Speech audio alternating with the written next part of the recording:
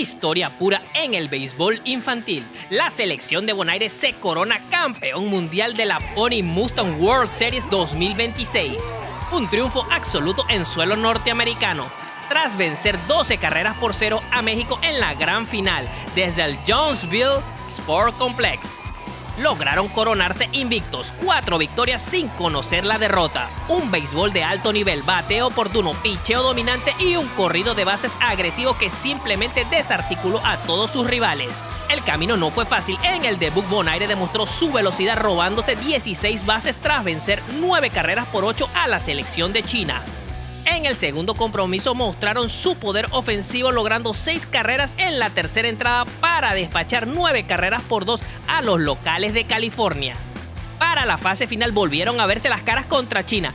Duelo de picheo impecable para sellar la victoria 5 carreras por 1.